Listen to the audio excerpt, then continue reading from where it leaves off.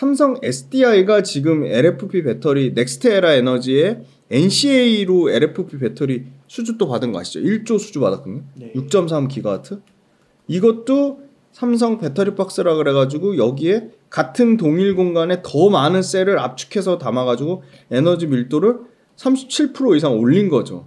그러니까 그냥 일반 중국이 만드는 LFP 배터리보다 30% 이상 에너지 저장 그 효율이 올라가니까 안 쓸 이유가 없는 거예요. 전력망도 바로 편리하게 연결할 수 있고 설치 비용도 줄어들고. 그래서 LG 엔솔하고 삼성 SDI가 LFP 배터리를 스타트를 끊었기 때문에 LFP 배터리 쪽에서도 굉장히 치열하게 시장 점유율 경쟁이 나오지 않을까. 근데 이 삼성 SDI 그리고 LG 엔솔 요 시작한 게 아까 말씀드렸지만 기술력으로 승부를 했잖아요. 그러면 기술력으로 스타트 끊어서 만약 이제 수주 받아봐서 공정 혁신하고 원가 절감해서 가격까지 다운시키잖아요. 그럼 더 많은 중국 물량을 뺏어올 가능성이 높다.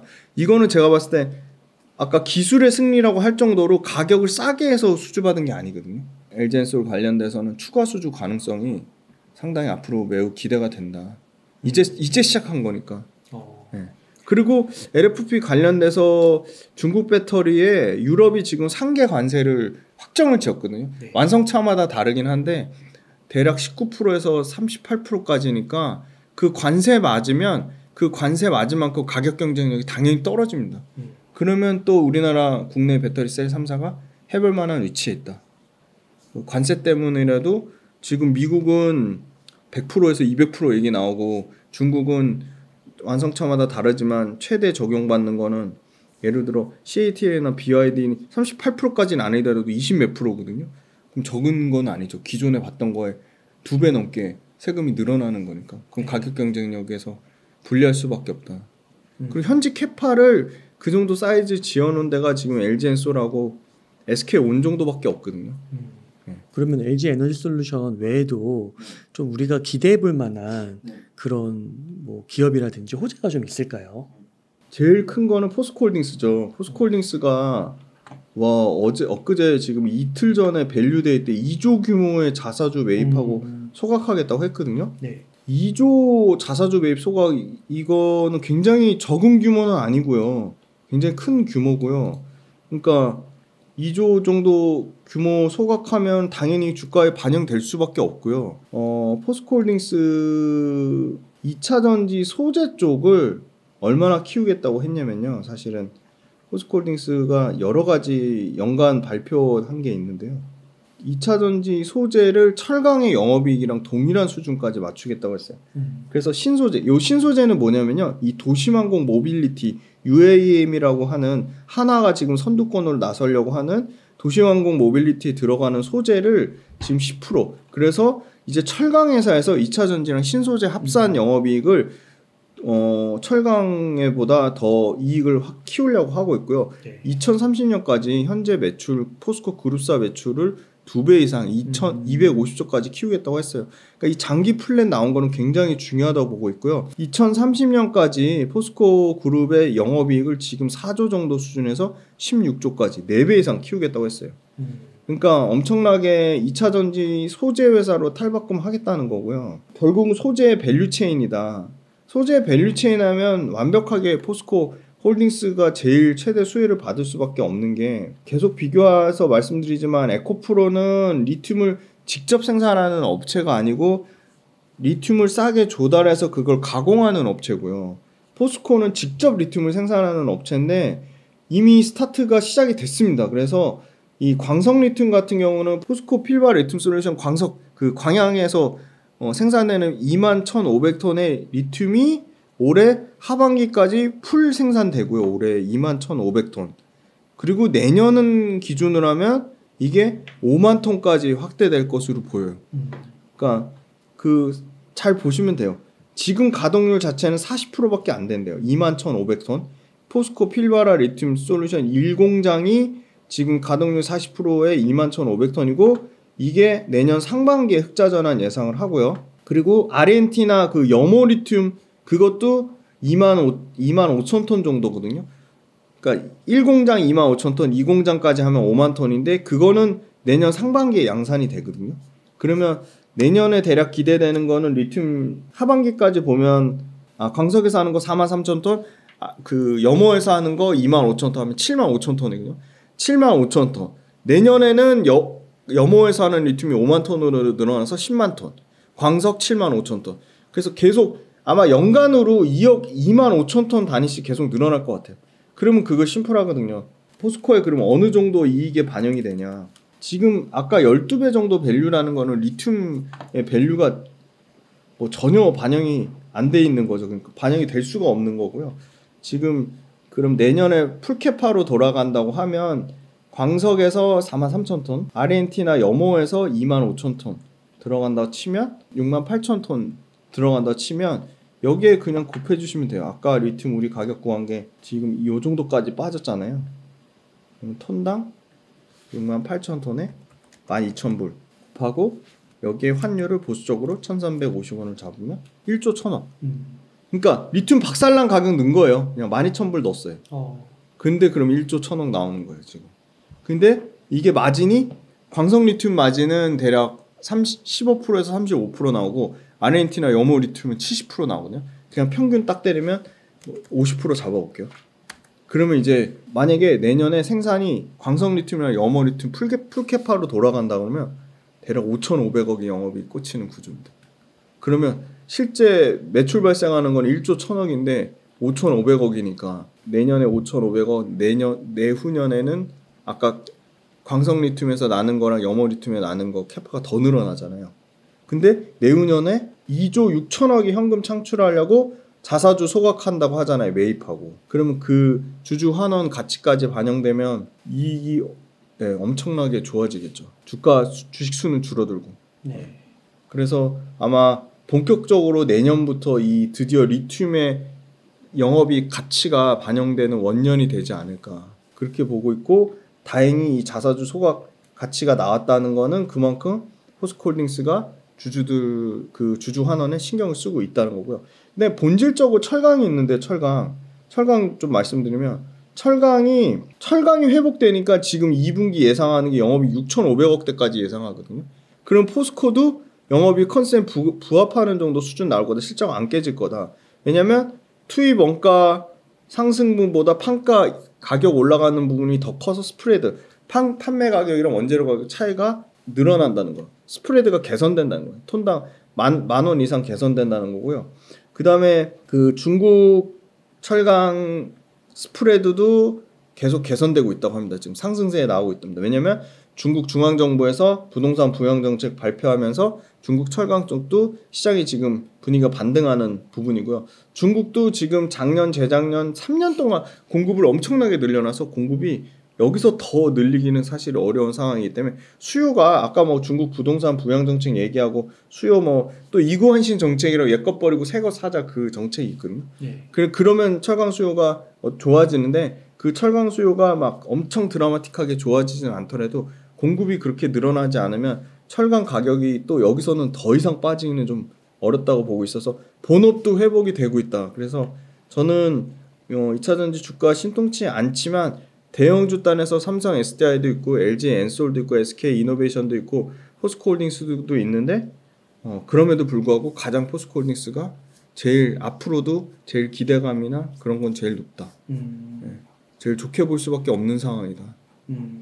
주식 측면에서도 2조 규모의 자사주 매입 소각은 상당히 큰 규모거든요. 그리고 포스코 그룹 전체 측면에서 아까 매출과 이익과 2차전지 소재 비중을 높이게 했다는 거는 철강 회사에서 이제 완전히 소재에서 탈바꿈하겠다는 거기 때문에 그 부분은 분명히 저는 시장에 반영이 될 거라고 보고 있습니다. 2차전지 소재, 신소재 네. 이게 합쳐서 40, 40% 철강 네, 35. 40%. 네네. 지금은 철강 85, 나머지 기타 15%입니다. 야, 완전 이제는 소재 기업으로 네, 진짜 소재 기업 완전 바뀌는 탈바꿈할 것으로 보고 있습니다. 야, 이런 역사가 한 6년 안에 이루어진다는 거죠. 그렇죠. 6년 안에. 근데 기간은 6년 잡아놨지만 분명히 주가는 선반영할 겁니다. 항상 주가는 선반영이니까요. 아, 네, 좋습니다. 그래서 포스코홀딩스를 좀 언급해 주셨는데 혹시 또 뭐 그 지훈 대표님께서 염두에 두고 계신 뭐 또 찾으신 그런 2차전지 기업들이 있을까요? 네, 양극재 단에서는 저는 포스코 퓨처엠이 제일 좋은데 포스코 퓨처엠하고 완전 구조적으로 다른 게 LG화학이거든요. LG화학도 솔솔치 않게 이익이 바닥권을 탈출했다는 얘기가 나옵니다. 왜냐하면 이 LG화학의 여전히 큰 비중을 차지하는 기초 소재, 이 LG화학의 기초 소재 사업부가 3월 달부터 계속 좋아지고 있어요. 그러니까 벌써 4개월 됐고요. 그거는 바로 아까 말씀드린 중국 정책 중에 이구한신이라고 차, IT 제품, 가정용 내구재 모두 새 것으로 바꿔라. 그래서 이 굉장히 기초 석유화학 제품 중에 사람들은 제일 먼저 좋아져야 될 게 폴리에틸렌, 폴리프로필렌에서 PEPP를 얘기하지만 그거보다 더 다운스트림, 더 밑단에는 그 소비자들의 최종 제품에 가장 가까운 뭐 고무라든지 합성 고무라든지 ABS라든지 이 뭐 유니디가 쓰는 질산칼륨 가성소다 이런 쪽은 회복이 더 빠르거든요. 그래서 ABS가 어디에 들어가냐면 IT 우리 그거에 들어가요. 가전제품 좋은 거 고가용 가전제품 그 뭐 내외장재를 쓰거든요. 그거 자동차 소재 다양한 이 전방 산업 어플리케이션에 들어가는 ABS가 LG화학이 1등이거든요. 가동률이 90%까지 회복이 됐어요. 그리고 제일 어려운 3년 내내 박살난 반도체로 치면 웨이퍼에 해당되는 산업의 쌀, 화학의 이 메인 소재, 이 NCC, ECC, 이 에틸렌 크래커도 박살났다가 70% 중반까지 회복이 됐습니다. 만약에 이거 에틸렌 NCC 설비만 80%까지 올라오면 완전한 기초석유화학 사업부의 회복이라고 볼 수 있는 거죠. 그래서 2개 분기 만에 드디어 계속 적자나는 석유화학이 흑자 전환하는데 자동차 가전 아까 ABS 좋아지면서 계절적 성수기까지 겪거든요. 그러면 LG화학은 양극재를 차치하더라도 기초석유화학 쪽에서 워낙 좋아집니다. 근데 중국 부동산 부양 정책이 계속 하반기까지도 계속 모멘텀이 살아 있으니까 중국 쪽 수요 좋아지면 그리고 중국 공급이 그렇게 드라마틱하게 늘어나지 않으면 화학 가동률은 아마 80% 이상까지 올라올 거라고 보고요. 화학 가동률 80% 이상 올라온다는 거는 LG화학이 만든 화학 제품이 잘 팔리고 잘 나간다는 겁니다. 그래서 아마 흑자 전환하면 아마 아까 말씀드린 이구한신 정책이랑 최대 맞물려서 석유화학이 영업이익이 올해 LG화학의 첨단 소재 양극재 포함해서 5,600억대까지 아마 회복이 될 거라고 보고요. 내년에는 석유화학 7,500억대까지 석유화학 쪽 이익만 50% 이상 증가될 것으로 봅니다. 그리고 LG화학도 당연히 양극재가 있는데요. 양극재 판매량 2분기에 20% 정도 증가할 것으로 보여요. 그래서 LG화학도 양극재 수혜도 받으면서 박살난 석유화학 쪽까지 같이 좋아지는 구조고요. LG화학 같은 경우도 양극재 캐파가 있는데요.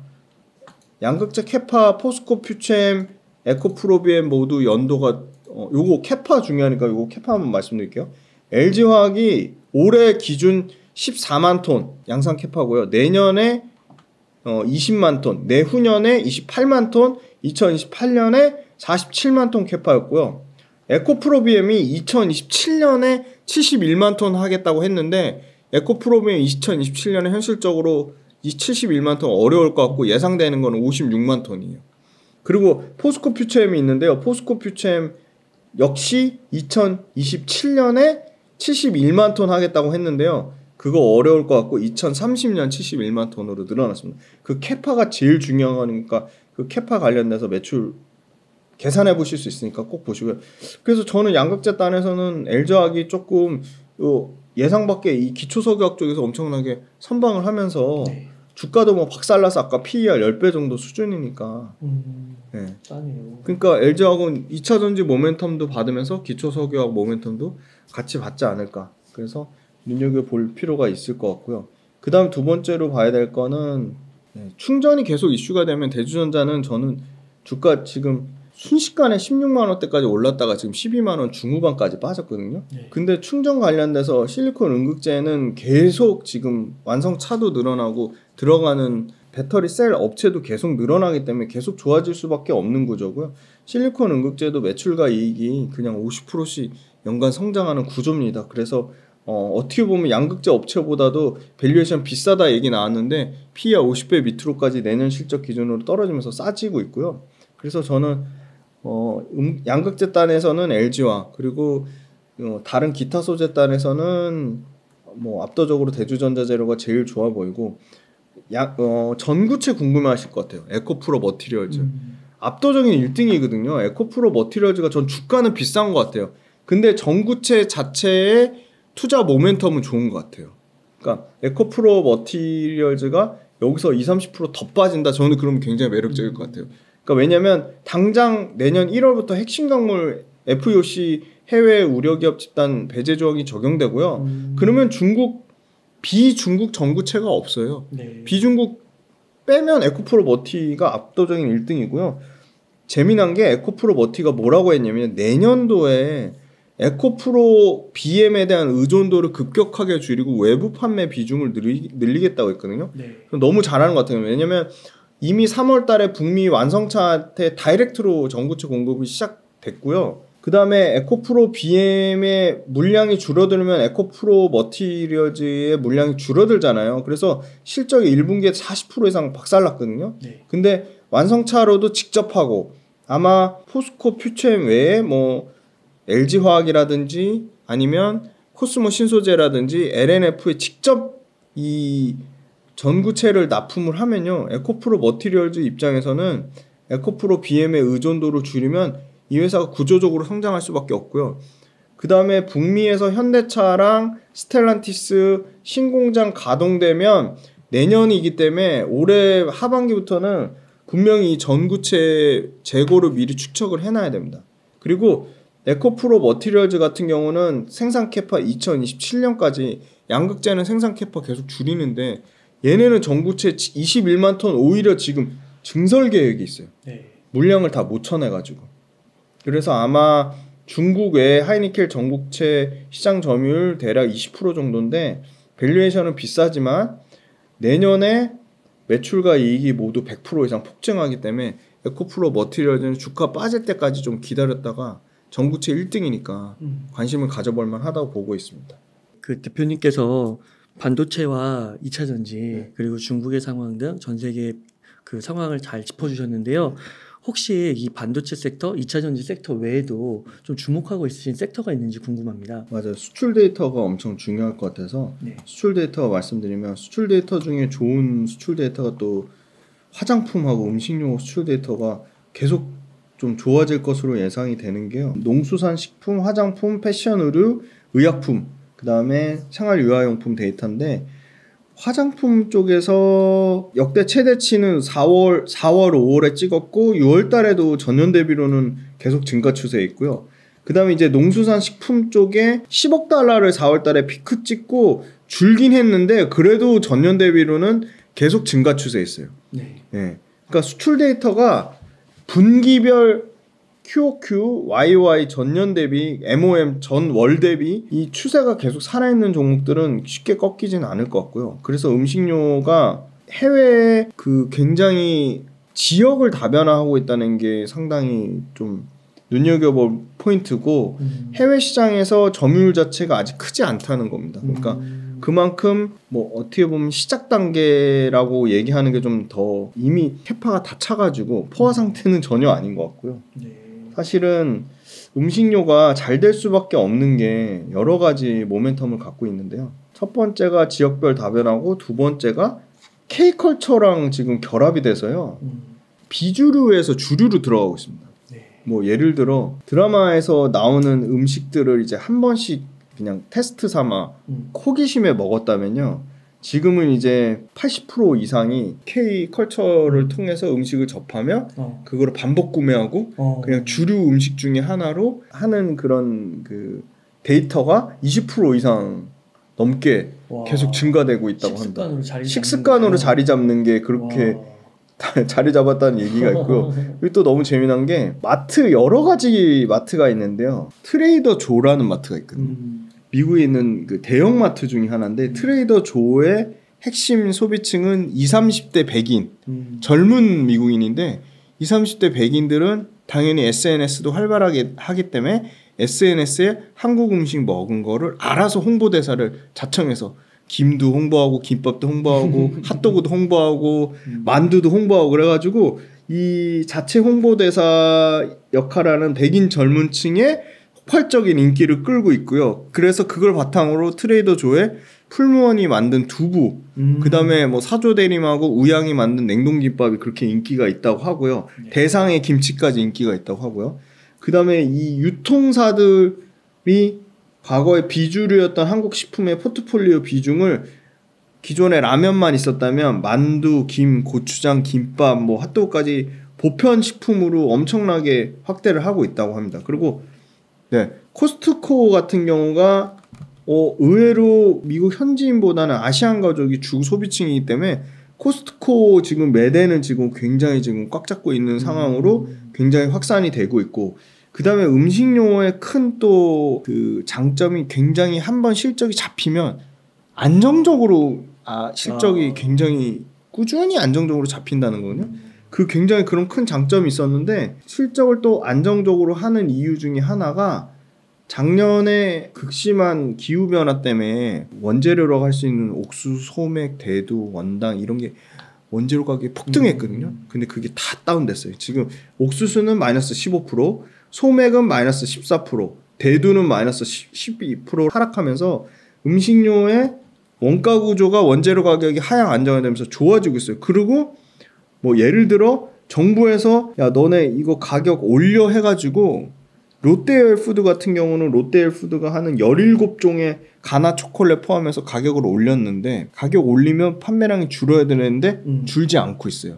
그리고 삼양식품은 아주 교묘하게 불닭볶음면 가격만 안 올렸어요. 다른 건 다 올리고. 그러니까 불닭볶음면 판매량이 줄지가 않는 거죠. 그래서 판매 가격을 잘 적정 수준을 유지하면서 원가는 떨어지고 있고요.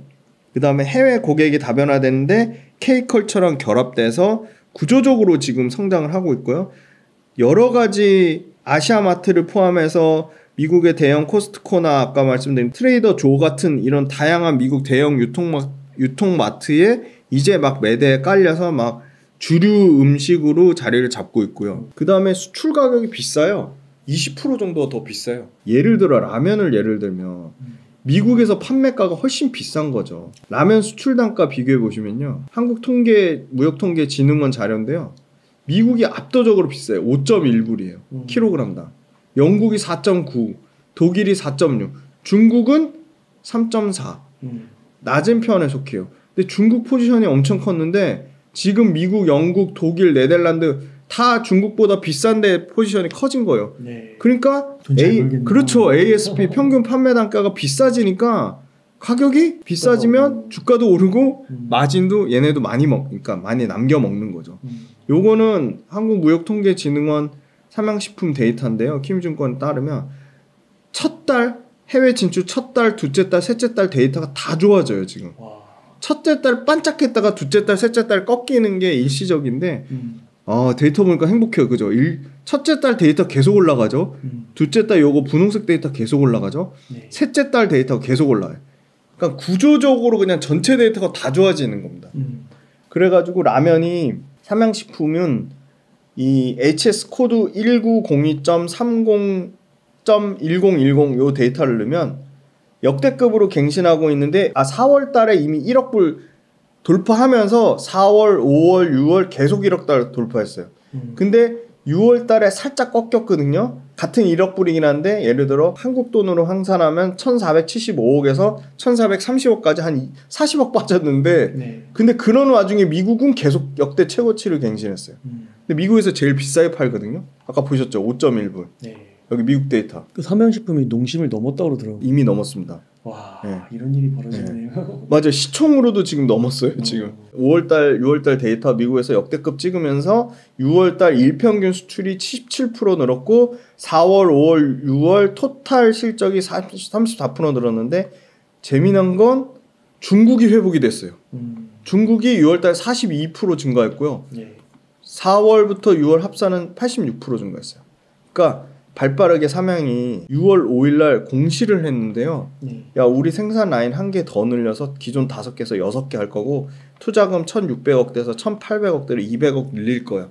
그러니까 그만큼 자신 있으니까 캐파를 늘린 거고요. 예상 캐파가 올해 기준 18억 개인데요.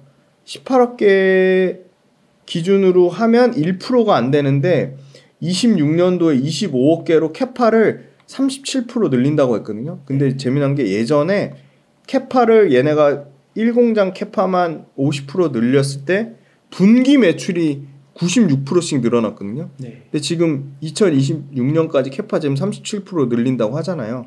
그러면 대략적으로 매출은 70% 이상은 늘어나지 않을까. 그래서 대략 예상하는 거는 25년도에 매출 2조의 영업이 거의 한 3천억 이상 예상하고, 불닭볶음면이 종류가 여러 가지가 있는데 불닭볶음면 딱 메인 그냥 불닭볶음면 기본만 있고요. 코스트코도 그렇고 한인마트도 그렇고 아까 말씀드린 트레이더 조도 그렇고 불닭볶음면 중에 까르보나라 불닭볶음면은 매대에 또 없대요.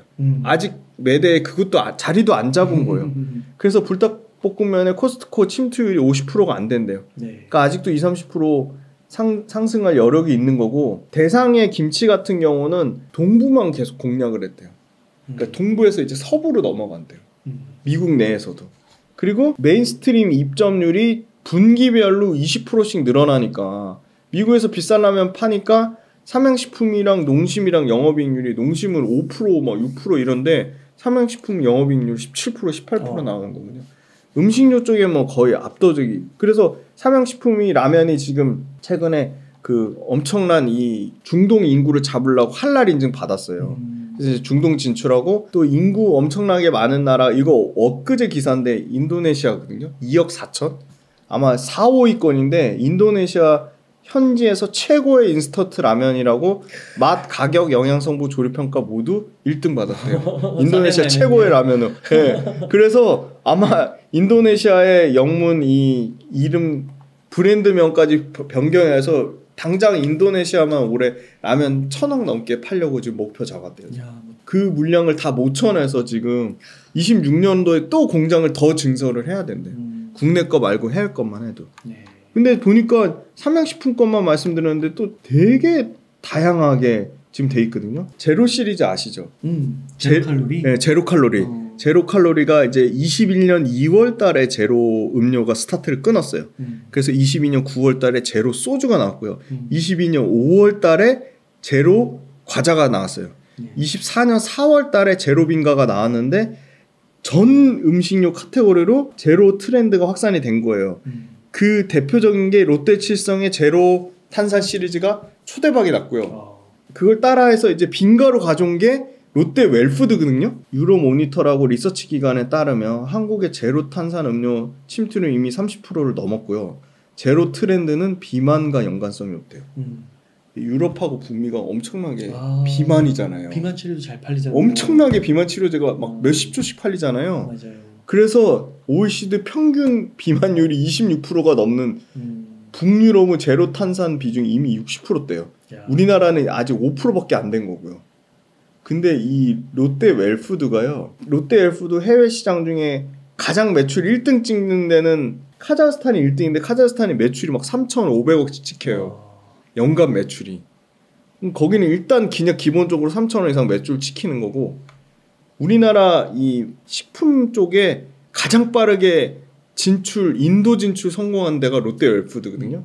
너무 잘하고 있어요. 지금 롯데 웰푸드는 이제 국내 말고 이제 인도 모멘텀을 봐야 되는데, 인도의 선두권 빙가 업체를 푸네 빙가라는 데를 이미 인수해가지고 인도에서 지금 이제 그 소위 말하는 그걸 팔려고 하고 있어요. 제로 시리즈, 제로 빙가 시리즈를 팔려고 하고 있어요. 제로 빙가 팔려고 하는데 인도가 지금 아까 카자흐스탄이 연간 매출 3,000억인데 인도가 지금 연간 매출 3,000억대까지 올려오려고 하고 있거든요. 근데 인도는 평균 기온이 겨울 포함해서 45도래요.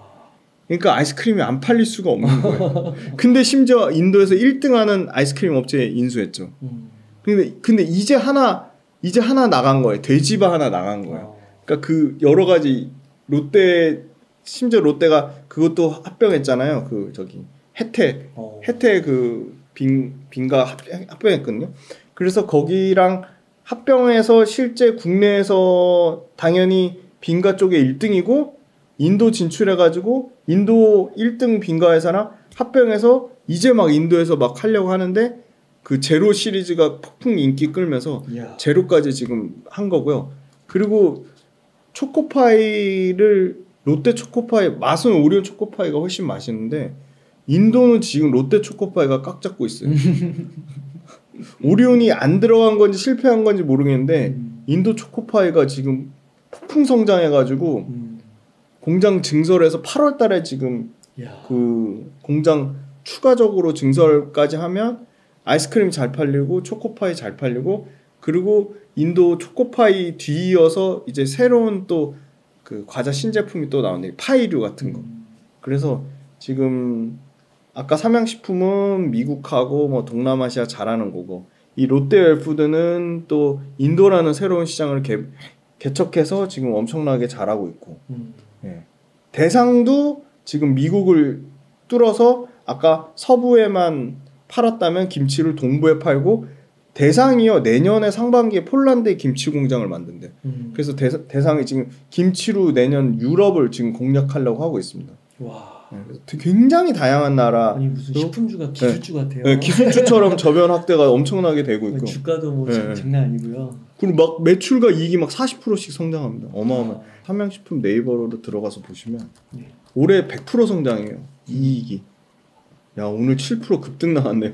와 진짜 지금 이 가격에서도 지금 네. 와. 아까 말씀하신 대로 이미 농심 제쳤고요. 시가총액으로 올해 한 160% 오르지 않았나요? 네 거의 100% 넘게 올랐습니다. 와. 네, 근데 PER은 16배요. 그만큼 이익이 성장하니까. 자 매출과 이익이 얼마나 성장하냐 보세요. 자 1조 5천억에서 1조 8천억 내년에 대략 17% 성장하고 이익 보세요. 자 1,400억대에서 3천억 영업이익 3천억 내년에 3,500억 근데 지금 삼양식품 공장 증설한다고 했잖아요. 아까 밀양 공장 증설한 물량이 여기는 아직 숫자에 반영 안 된 거죠. 그래서 내년에도 저는 4천억 이상 영업이익 찍지 않을까. 매출 2조에 네. 실제 삼양식품 그렇게 목표로 잡고 있고 네.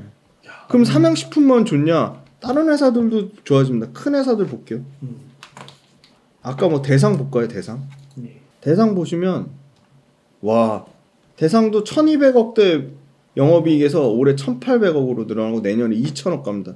1200억대에서 1800억이면 영업이익이 600억 늘어나는 거니까 50% 이상 늘어나는 거예요.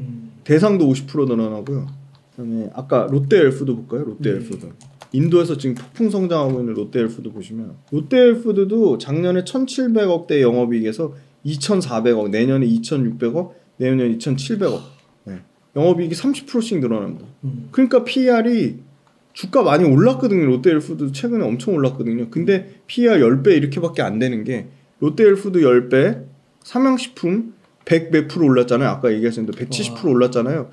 근데 PER로는 16배예요. 저는 2차전지 너무 좋아하니까 2차전지 빼고 반도체 살래, 음식료 살래 그러면 저는 음식료 살 것 같아요. 네. 뭔가 음식료가 좀 안정적이긴 한 것 맞아요. 같아요. 인플레이션 시대에 맞아요. 또. 와. 근데 외식값이 계속 비싸면 이런 이제 막 미국 사람들이 유럽 사람들이 라면 와 그거 가성비가 너무 좋잖아. 맥도날드 한 끼 먹으면 10,000원 넘는데 이제 막 스타트 끊기 시작한 거죠. 그래서 수출 데이터 월별 수출 데이터 보고 매출과 이익 성장률 보시고 삼양식품이나 대상모도 지금 2분기 실적 안 나왔는데 와 2분기 실적도 어닝 서프라이즈 막 어닝 컨센을 초과했다 나오면 또 엄청 또 반짝할 것 같아요. 아 그리고 사조대림 궁금해하실 것 같아가지고 사조대림도 또 완전 다른 쪽이죠. 사조대림 일단 먼저 숫자부터 보시면 음식료 전반적으로 다 좋아지는 게 이런 겁니다. 보세요. 23년도에 1200억대 영업이익에서 지금 2000억 여기도 50% 영업이익 증가합니다. 그냥 여기 무슨 식품 쪽도 그냥 기본적으로 영업이익률이 막 50%씩 증가할 것으로 예상되거든요. 내년에 2300억 26년에 2,500억 이렇게 늘어나고요. 매출도 2조대에서 2조 6천억대까지 늘어나는군요. 매출 30% 늘어나고 영업이 50%씩 늘어난다. 그러면 그 주가에 반영해야죠. 그러니까 주가에 사조대림까지 이제 수혜가 가는 거고요. 사조대림이 재미난 게 PB 브랜드 중에 저도 거기서 식자재를 많이 사거든요. 식자재 왕이라고 있어요. 가다 보면 보여요. 그거를 갖고 있는 전국 6개의 전국 물류센터랑 13개의 이 거점 물류센터를 갖고 있는 푸디스트라는 데를 인수했어요. 아까 말씀드린 식자재 왕 여기 보유하고 있는 회사인데 이 회사가 비상장 회사지만 연 매출이 1조가 넘는 회사예요. 작년 기준으로 매출 1조 291억 기록한 회사고요. 연간으로 매출 성장률이 15% 이상 되는 회사예요. 그러니까 물류센터 갖고 있으면서 이 소위 말하는 급식 라인업도 갖고 있으면서 식품 제조하고 유통까지 다 하는 회사니까 매출 1조니까 이거 6월 달에 한 달 전에 인수했거든요. 이게 당연히 실적으로 이제 반영이 되겠죠. 그러면 사조대림은 식자재 생산부터 유통, 소비, 그다음에 그 관리까지 다 통으로 다 전체적으로 하는 거고요. 사조대림이야말로 말 그대로 6월 달부터 냉동김밥 3종 세트를 한인마트 중에 제일 큰 데가 H마트거든요. 여기 공급을 했거든요. 그래서 이거 당장 올해 아마 연간으로 실적 반영될 걸로 보고 그 김밥으로 치면 10만 줄 정도가 연에 공급이 가능하다고 하고요. 엄청 다양하게 하거든요. 지금 김도 하고 뭐 참치, 게맛살, 햄, 어묵 다양한데 이거가 지금 냉동김밥하고 시너지 효과를 기대를 하고 있고 하반기에 이제 막 미국에서 실적 반영되는 게 아까 말씀드린 H마트의 뭐 육가공이라든지 뭐 추어탕 같은 HMR 그런 밀키트 식품 이제 막 들어가기 시작했으니까 얘네도 당연히 트레이더 조나 코스트코나 공략하겠죠. 그래서 이미 캐나다 코스트코에는 고추 참치만 지금 공급 중이라고 해요 지금. 네. 그리고 올해 연말에는 가공식품 중에 최초로 명절 선물 세트가 미국 아까 말씀드린 뭐 코스트코 이런 리테일 매장이 들어간다고 해요. 명절 선물 세트. 네. 그래서 이제 스타트 끊었으니까 그런 미국 필드로 굉장히 확산 가능성이 있고 그 다음에 유럽 쪽에서는 영국하고 네덜란드를 골고루 공략하고 있는데 영국하고 네덜란드에 이제 직수출 성공했대요. 그래서 코리아 푸즈라고 미국에 H마트가 있다면 그 유럽에는 코리아 푸즈가 있는데 여기 코리아 푸즈 영국하고 슬로바키아 지점에 일단 그 아까 말씀드린 뭐 육가공, 추어탕, 뭐 햄, 어묵, 식용유 이런 거 다 지금 수출했대요. 그래서 7월 달부터 공급량을 엄청 늘린대요. 그래가지고 아까 푸디스트라고 그 식자재 왕 그 PB 브랜드 갖고 있는 거기도 인수했고 그 다음에 또 사조 CPK라고 이 전분당 소재 국내 1등 시장 점유율 25% 1등 업체인데 이 사조 CPK 인수하면서 뭘 했냐면 사조대림이 기존에 원자재 대두나 뭐 원맥이나 밀 이런 것만 했다면 옥수수 가공하는 능력까지 키운 거예요. 그래서 전분, 뭐 물엿, 그다음에 뭐 변성 전분 이런 장류나 소스 같은 원료 장류 소스의 장점이 마진은 높은데 비용은 그렇게 안 들어가는 거예요. 그러니까 굉장히 식품업체 입장에서는 이 소스 그러니까 예를 들어 그거죠. 불닭볶음면도 소스만 면 만들어 놓고 소스만 팔면 마진 더 좋거든요. 그런 것처럼 이 장류 소스 하는 건 굉장히 유리하다. 그럼 장류 소스 잘하는 데가 대상이니까 대상도 굉장히 유리한 거죠. 그래서 이런 사조대림이 앞으로 계속 성장할 것 같은데 다행히 빙가 쪽에 빙그레나 라면 쪽에 삼양식품만 너무 주목받다 보니까 그거 한 거였죠. 뭐라 그러냐. 상대적으로 소외됐던 거야. 근데 식품주 찾아보니까 실적 싼데 보니까 올해 기준으로 PR 6배밖에 안 되는 거. 뭐야 농심이나 대상보다 더 싸네. 근데 식자재 업체 인수하고 소재 업체 원소재 업체 인수해가지고 풀 밸류체인이나 한다. 근데 PR은 6배다. 근데 영업이익률은 계속 좋아지고 알고 봤더니 영업이익이 전년 대비 올해 53% 늘어날 것으로 예상되고요. 매출 40% 늘어날 것으로 예상돼가지고 내년부터는 매출 4조 시대다. 그래서 계속 음식료 단에서 틈새 시장 찾아보다가 이런 사조대림 같은 회사가 지금 다시금 아까 삼양식품이나 롯데웰푸드나 아니면 대상이나 이런 회사도 주춤한 틈새에 전체적인 음식료 업황은 좋아지니까 틈새 전략으로 이런 회사들이 계속 가는 거죠. 근데 중요한 건 삼양식품의 매출과 이익 성장률 대비 주가 올라온 측면 비교하듯이 이 아까 말씀드린 롯데웰푸드랑 사조대림도 똑같아요. 이익이 50% 올라왔는데 주가가 80% 올랐으면 그건 과도하게 반영된 거고요. 이익 50% 올라왔는데 주가는 20%밖에 안 올랐다? 그러면 굉장히 사조대님 입장에서는 성장 여력이 있는 거죠. 대상도 똑같아요. 아까 대상 50% 이상 영업이익이 올라가잖아요. 네. 근데 대상 실제 주가 올라간 거는 대상 볼까요? 대상 여기 있잖아요. 28%. 영업이익 50% 이상 증가하는데 주가 최근에 많이 올랐지만 28%밖에 안 올랐거든요. 야, K식품주들은 그러니까, 잘 자세히 봐야겠네요. 네. 아직도 그러니까 올랐다고 하는 거는 너무 이제 스포트라이트를 그렇죠. 받은 기업들이고. 뭐 빙그레 이런 거 삼양식품만 스포트라이트 받았지 사실 대상 스포트라이트 못 받았죠. 심지어 지금 미국에서 두부 엄청나게 잘 팔리는 풀무원 이런 것도 어떻게 보면 상당히 뭐 다른 거에 비하면 뭐 삼양식품, 농심 뭐 이런 거에 굉장히 많이 소외된 거죠. 네. 왜냐면 가장 무거운 게 이 CJ 제일제당이거든요. 네.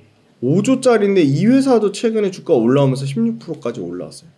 평균 수익률 내보니까 음식료 거의 20% 나오더라고요. 그러니까 전반적으로 좋은 거죠. 그러니까 그러면 투자하기가 편한 거예요. 내가 1등 삼양식품 못 잡아도 예를 들어 내가 조금 카테고리 공부해가지고 아 롯데에서 이거 초코파이 계속 잘 될 것 같은데 아니면 롯데에서 평균 기온이 45도니까 빈가 계속 잘 팔릴 것 같은데 그러면 삼양식품 아니더라도 롯데헬푸드를 투자하거나 나는 두부에 진짜 관심 있어서 미국 사람들이 두부 엄청 먹을 것 같고 지금 마트에 계속 두부가 메인 매대에 막 보이기 시작한다? 그러면 나는 풀무원 두부를 할 거야.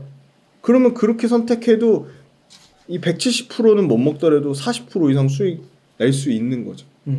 그리고 월별 데이터가 나오니까. 네. 네. 그래서 저는 식품주가 해외 진출 이제 스타트 끊기 시작했으니까. 그리고 앞으로 하반기에 그 K컬처 해가지고 하반기에 뉴진스 일본 가가지고 빅히트 친 거 아시죠?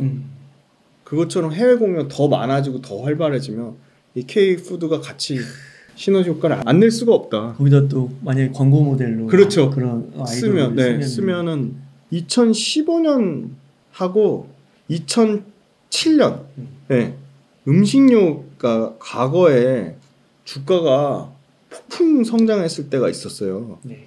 2004년에 1차 주가 상승이 나왔는데 요때 2004년에 음식료 업종의 평균 PER 시가총액 상위주가 7배였거든요. 주가가 슈팅이 나왔어요. 2007년까지 몇 배까지 올랐냐? PER 기준은 22배까지 올랐어요. 3배 올랐거든요. 주가에 빵 뛰는 사례가 있었고 2011년부터 2015년에 또 음식료가 폭등한 사례가 있었어요. 근데 2011년 PER 시가총액 상위주 PER이 9배였는데 2015년에 24배까지 올라갔어요. 그때 이제 뭐 원가를 엄청 절감하거나 해외 첫 진출했다거나 여러 가지 다른 것들이 안 가니까 뭐 가치주가 막 주목받기 시작하거나 그래서 음식료주가 폭등했는데 우와 2004년부터 2024년까지 20년 동안에 음식료주의 평균 PER을 봤더니 13.4배인 거예요. 근데 음식료는 원래부터 실적이 안정적이다, 매출과 이익이 굉장히 탄탄하다 해가지고 코스피 대비 원래 높은 PER 밸류를 줬어요. 근데 지금 코스피 PER이 반도체가 너무 좋으니까 20배 넘었다가 21배에서 18배까지 떨어졌거든요. 근데 음식료 20년 평균이 13.4배라잖아요. 그러면 당장 지금 24년도 음식료 평균 PER이 얼마냐? 지금 현재 1분기 실적 나온 거 기준으로 연간 예상치 때려가지고 24년 평균 PER이 10.8배예요. 그러니까 여전히 주가 올라간 거 대비 이익이 더 가파르게 올라가니까 20년도 평균 PER 13.4배보다도 더 낮은 수준이에요. 근데 이렇게 한번 슈팅이 나왔잖아요. 근데 지금 심플하게 비교하면 07년도의 수출 비중이 지금보다 컸겠어요. 2015년도에 지금보다 수출 비중이 컸겠어요. 당연히 지금이 압도적으로 수출 비중이 역대급으로 계속 커지고 있는 상황이니까. 근데 싸니까 이 밸류를 이 정도 밸류는 아니더라도 전체 20년 평균 PER 밸류는 줄 수 있는 거죠. 그렇네요. 네.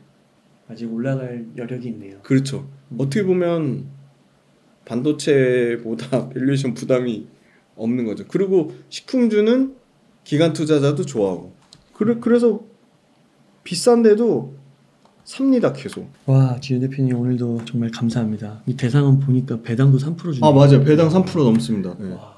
대상뿐만이 아니고 다 배당 줍니다. 식품주들은. 네, 식품주들은 기본적으로 다 배당이 있습니다. 롯데웰푸드도 지금 3,300원 배당 주거든요. 네. 지훈 대표님 오늘 장시간 너무 고생 많으셨고 항상 이렇게 오실 때마다 탄탄한 자료에 근거에 입각하셔가지고 설명을 너무 디테일하게 잘해주셔서 감사 말씀드립니다. 네. 끝으로 저희 시청자님들께 하시고 싶으신 말씀이 있다면 부탁드리겠습니다. 주식을 평생 함께 될 친구라고 생각하시고 주식 때문에 스트레스 받지 않으셨으면 좋겠고, 그리고 다른 분들의 얘기는 결국은 내 투자 판단에 참고만 하는 거니까 내 투자 판단에 대한 근거, 그게 맞는지 논리적으로 합리적인지 그걸 먼저 계속 판단해 보시고, 그리고 기본적으로 개별 기업 얘기하는 거는 절대로 매수매도 추천이나 어떤 종목에 대해서 어떤 뭐 리딩을 하는 게 아니기 때문에 본인이 철저하게 어떤 전략이 있으셔야 돼요. 뭐 나는 이거를 어느 정도 비중을 늘릴 거고, 어느 정도 기간을 가져갈 거고, 어느 정도 되면 내가 내 마음의 크기로 감내 못해서 손절 처리를 할 거고, 나는 이거를 뭐 어떻게 분할 매수를 할 거고, 어떻게 계속 업데이트를 할 거고, 그런 본인만의 굉장히 중요한 원칙과 전략 기준이 없이 그냥 유튜브만 보고 샀어요. 막 그렇게 뭐, 그리고 유튜브 보고 샀는데 뭐 주가가 떨어졌어요. 어떻게 해요? 그런 것들이 너무 많아가지고 상상 초월하게 많고, 또 주가 떨어지면 막 엄청나게 또 비난하고 욕하고 막말하고 그렇게 해서, 사실은 그러면 그럴수록 당연히 그렇잖아도 나와서 이렇게 얘기하는 게 쉬운 건 아니고, 심지어 업계에 계신 분들도 너무 그런 거에 대해서 이제 부담이 되니까 점점 안 나오려고 하는데, 그러면 그 선택할 수 있는 정보의 폭이 계속 좁아지는 거예요. 그래서 저는 당연히 예측의 영역이니까 어떻게 말한다고 맞을 가능성보다 틀릴 가능성이 더 높다고 봅니다. 그래서 그냥 참고만 하시고, 본인의 원칙과 기준, 본인만의 매매 전략이 반드시 먼저 최우선적으로 되시고 나서 이런 그 기업 분석에 대해서 공부를 하시고, 그 원칙과 전략과 기준이 없는 상태에서는 아예 투자를 시작하지 않는 게 좋다. 주식 투자를 통해 새로운 기업을 알면 다양한 이야기거리가 생기고요. 그리고 이 새로운 기업을 통해 내가 투자하면 그 기업에 어찌됐든 자금이 들어가고, 그 자금을 통해서 또 새로운 고용 효과도 유발하고 경제 발전에도 이바지 하니까 되게 보람이 있어요. 그리고 엄청. 그리고 또 잘 되는 기업에 투자하면. 2차전지 지금 포항하고 청주에 일자리를 창출했습니다. 예, 2차전지 주가 빠져서 힘들어만 하지 마시고, 2차전지 주가 빠졌는데 2차전지를 통해서 내가 엄청난 일자리 창출에 기여했다고 생각하고, 2차전지 앞으로 계속 성장할 건데 좀 시간을 두고 지켜봐 주시면 좋지 않을까. 그리고 또 중요한 거는 수익 좀 나시면 수익 좀 실현해서 현금화도 좀 하시고, 수익 나셨으면 그걸로 주변 사람들한테 맛있는 것도 좀 사주시고 좀 베푸시고, 그리고 이 과정, 공부하는 과정을 재밌게 생각하셨으면 좋겠고, 오랜만에 웅달 대표님 나와서 너무 반가웠고, 항상 시간이 부족한데 오늘 안 다룬 섹터 또 제가 더 많이 자료 찾고 더 많이 공부해서 조금 더 재밌는 내용으로 찾아뵙도록 하겠습니다. 근데 공부하면 수익이 나냐 그렇게 얘기하시는 분들도 많아서 그게 너무 마음에 부담감을 가지고 있는데, 공부해서 수익이 나니까 그 많은 투자 구루들이나 여러 가지 투자에 성공한 그 업계에 계신 선배님 분들이 계시는 거죠. 투자해서 공부해서 수익이 안 나면 지금 여러 가지 뭐 펀더멘털에 얘기하시는 분들의 방송은 전부 무의미한 거죠. 공부하면 당장 수익은 안 나더라도 언젠가는 분명히 수익이 난다는 확신을 가지고 공부하셨으면 좋겠습니다. 네, 감사합니다. 이렇게 해서 김지훈 대표님을 모시고 이야기를 나눠봤습니다. 긴 시간 동안 유익한 인사이트 많이 나눠주셔서 감사의 말씀드립니다. 오늘 고생 많으셨습니다. 감사합니다.